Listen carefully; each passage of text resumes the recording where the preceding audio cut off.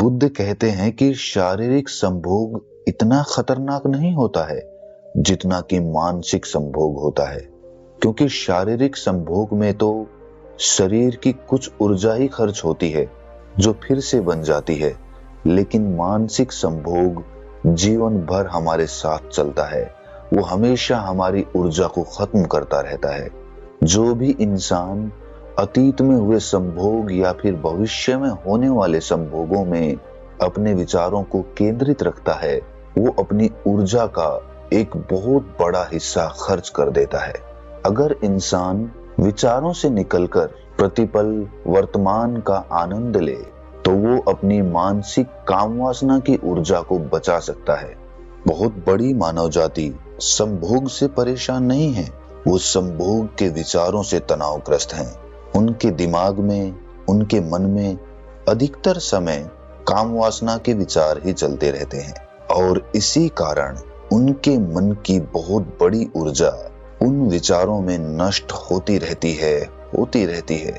अगर उसने शारीरिक संभोग किया होता तो उसकी शारीरिक ऊर्जा कुछ पलों के लिए नष्ट होती और वो फिर से बन जाती, लेकिन मानसिक संभोग हमेशा चलता रहता है, जिसके कारण उसकी ऊर्जा हमेशा अधोगामी होती चली जाती है।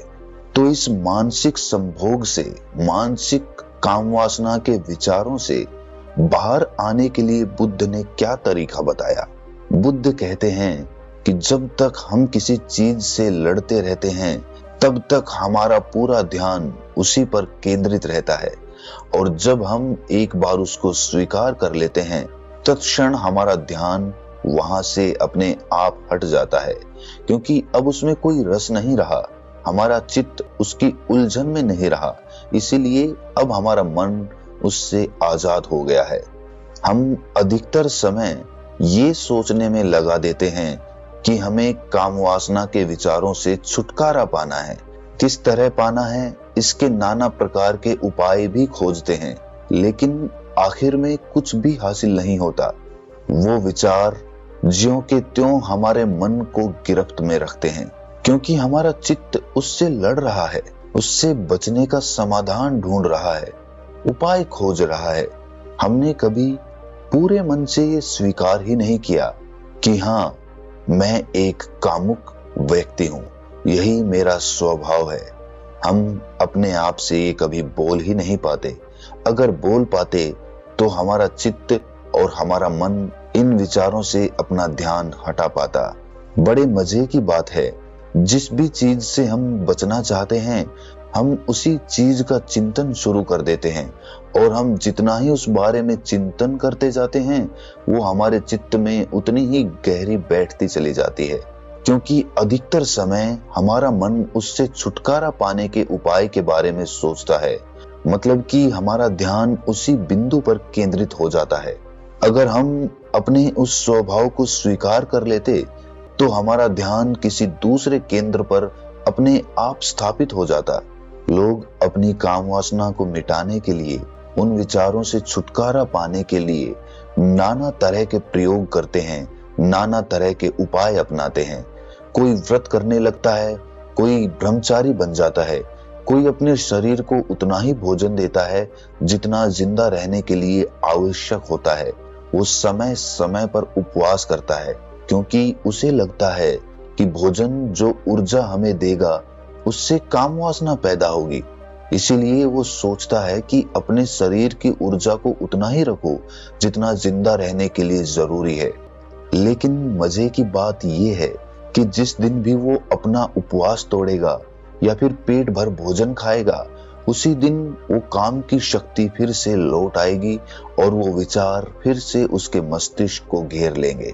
उसी प्रकार कुछ लोग अपने आप को स्त्रियों से बिल्कुल अलग कर लेते हैं, बिल्कुल दूरी बना लेते हैं, लेकिन जिस दिन भी वो उनके संपर्क में आते हैं उसी दिन उनकी कामुकता फिर से जाग उठती है।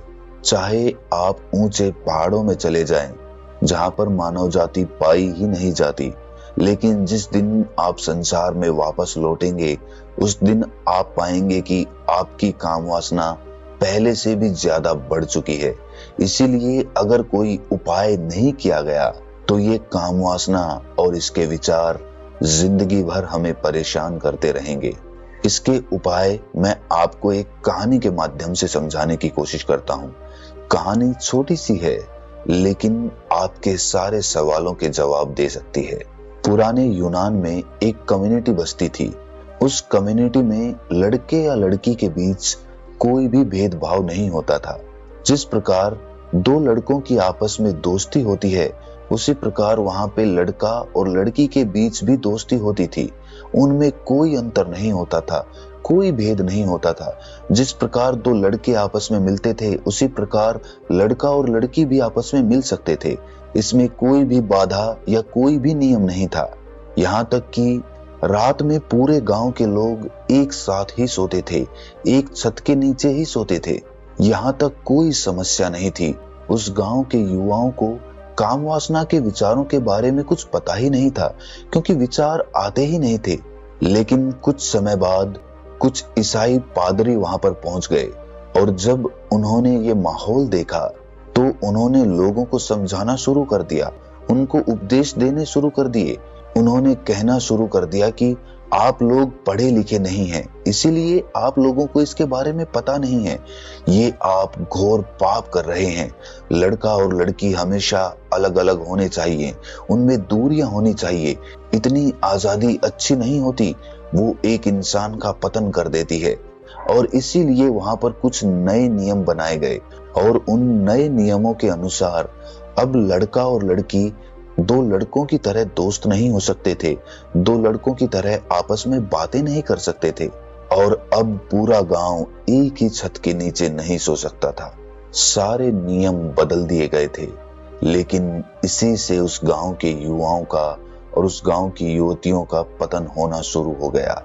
अब तक उन्हें काम वासना के बारे में कुछ भी नहीं पता था, लेकिन जैसे ही उस गांव के लड़के और लड़कियों के बीच दूरी बना दी गई, वही दूरी उन्हें एक दूसरे की तरफ खींचने लगी। याद रहे, जब तक दो इंसानों के बीच दूरी नहीं होगी, तब तक आकर्षण या फिर कहें खिंचाव एक दूसरे की तरफ पैदा नहीं होगा।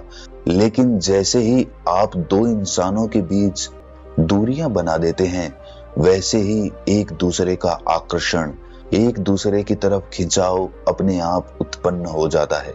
अब उस गांव के युवा और युवतियां एक दूसरे का विचार करने लगे, शारीरिक संभोग से हटकर मानसिक संभोग करने लगे, और यही उस कम्युनिटी का सबसे बड़ा पतन का कारण बना। शारीरिक संभोग में कोई दोष नहीं है, वो प्राकृतिक है, वो प्रकृति ने हमें दिया है, और ना ही उससे हमारी ऊर्जा उतनी खर्च होती है जितनी कि मानसिक ऊर्जा से होती है। तो मानसिक ऊर्जा का पनपने का सबसे बड़ा कारण होता है युवक और युवती के बीच की दूरी। जब भी आप किसी युवती से बात नहीं कर पाते हैं, या फिर कोई युवती किसी युवक से बात नहीं कर पाती है, एक दूसरे से घुल मिल नहीं पाते हैं, तब उनके मानसिक विचार एक दूसरे पर केंद्रित हो जाते हैं। वो बात नहीं कर रहे, लेकिन उनके भीतर, उनके मन में एक दूसरे से संवाद चल रहे होते हैं। इसीलिए अगर कोई भी युवक मानसिक काम वासना से ग्रस्त है, उसके विचार हमेशा दूसरी युवतियों के बारे में सोचते रहते हैं, तो उसे ख्याल करना चाहिए। उसे अपना कदम बढ़ाकर उन युवतियों से बात करने की कोशिश करनी चाहिए, और जैसे जैसे वो उनसे बात करने लगेगा, वैसे वैसे वो पाएगा कि जो विचार, जो काम वासना उसके दिमाग में भरी हुई थी, वो काम वासना अब धीरे धीरे खत्म हो रही है। और एक समय पर वो पाएगा कि जिस स्त्री के विचारों में वो हमेशा घिरा रहता था, उसके कामुक विचार पनपते रहते थे, अब उसी स्त्री से संभोग करने का ख्याल उसके मन से पूरी तरह से विलीन हो चुका है। तो सबसे पहले तो अपनी काम वासना से लड़ो मत, उसे स्वीकार करो, उसे अपनाओ, उसे मानो कि हाँ तुम हो, तुम वही हो, तुम कामुक हो, तुम्हारे विचार काम वासना से घिरे रहते हैं, और उससे तुम्हें लड़ने की जरूरत नहीं है, बस उसे स्वीकारने की जरूरत है। और जब तुम ये स्वीकार कर लेते हो, तो स्वाभाविक रूप से तुम्हारे ध्यान के मुख्य केंद्र बदलने लगते हैं, और उसके बाद जब तुम अपने काम वासना के विचारों से बचना बंद कर देते हो, उसे स्वीकार कर लेते हो, उसके बाद स्त्री के पास उससे बात करने से हिचकना नहीं है, उससे स्वाभाविक तरीके से बात करनी है, जिस तरह से दो लोग आपस में बातें करते हैं। मनुष्य का मन तो इतना चंचल है, इतना अनियंत्रित है कि वो अगर किसी जानवर को भी संभोग करते हुए देख लेता है तो भी काम वासना के विचारों से भर जाता है। इतना चंचल और इतना कामुक मन सिर्फ इसी कारण से पैदा होता है क्योंकि आप अपनी काम वासना को स्वीकार नहीं कर पा रहे, उससे बचना चाहते हैं, उसको खत्म करना चाहते हैं। आपने कभी ध्यान दिया कि जिस भी चीज को आप स्वीकार कर लेते हैं उस पर से हमारा ध्यान अपने आप हट जाता है। जैसे कि आप किसी स्त्री से प्रेम करते हो, आपका ध्यान उस पर केंद्रित रहता है, लेकिन शादी करते ही आप उसे अपना बना लेते हो, आप स्वीकृत कर लेते हो और प्रेम विलीन हो जाता है। उसी प्रकार अगर आप सड़क पर कोई गाड़ी देखते हो तो आपका ध्यान उस पर बार बार जाता है, लेकिन जब आप गाड़ी खरीद लेते हो, जब उसे अपना बना लेते हो, तब आपका ध्यान उस पर कभी जाता ही नहीं, क्योंकि वो चीज स्वीकृत हो गई, आपके मन ने उसे स्वीकार कर लिया। अपने बुरे से बुरे हिस्से को भी स्वीकार करना सीखो। जिस भी आदत को तुम बदलना चाहते हो, उस आदत से लड़ने की बजाय उसे स्वीकार करना सीखो, और जब तुम स्वीकार कर लेते हो तो अपने आप ध्यान वहां से हट जाता है। लोग पूछते हैं कि आज के समय में इतनी कामुकता हमारे आसपास भरी हुई है। जब भी हम अपना फोन चलाते हैं, जब भी हम इधर उधर निकलते हैं तो हमें कोई ना कोई कामुक दृश्य देखने को मिल ही जाता है। तो ऐसे में हम कैसे अपने आप को बचाएं? बचाने का सवाल ही नहीं पैदा होता। जो ये सवाल कर रहे हैं वो अपनी कामुकता को बढ़ावा दे रहे हैं। आप दृश्य देखते हैं और देखकर आगे निकल जाते हैं। आपको क्या प्रयोजन है उससे बचने का? आपने उसके लिए तो रास्ता नहीं पकड़ा था, उसे देखने के लिए तो आप उस रास्ते पे आगे नहीं बढ़े थे। वो तो रास्ते में खुद ब खुद आ गई, और खुद ब खुद आई है तो खुद ब खुद चली भी जाएगी। लेकिन अगर आप उससे बचना शुरू कर देते हैं तो अपने दिमाग में, अपने मन में उस चीज को पूरी तरह से जगह दे देते हैं, और जब वो चीज जगह पा जाती है तो धीरे धीरे अपना साम्राज्य आपके मन पर बना लेती है। जब तक आपका मन काम वासना या संभोग से ऊपर के आनंद को नहीं जानेगा, जब तक उसका स्वाद नहीं चखेगा, तब तक उसे काम वासना या संभोग से बड़ी कोई चीज नजर नहीं आएगी।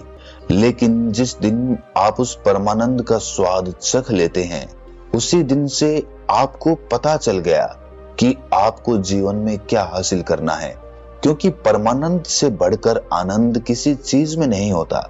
इसीलिए ध्यान के द्वारा एक बार उस परमानंद को चख कर जरूर देखें, और एक बार अगर आपने उस परमानंद को चख लिया तो फिर आपका ध्यान अपने आप उस परमानंद को पाने के लिए केंद्रित हो जाएगा। उसके बाद आपको अपने विचारों से लड़ना नहीं होगा, क्योंकि आप समझ चुके हैं कि काम वासना या संभोग से भी बड़ा इस दुनिया में दूसरा कोई आनंद होता है। अगर ये ज्ञान आपको थोड़ा सा भी ज्ञानवर्धक लगा हो तो इसे अपने सगे संबंधियों के साथ साझा जरूर करें, क्योंकि किसी ना किसी रूप में ये वीडियो उनकी मदद जरूर करेगी। तो मिलते हैं किसी अगली कहानी में, तब तक के लिए अपना ख्याल रखें।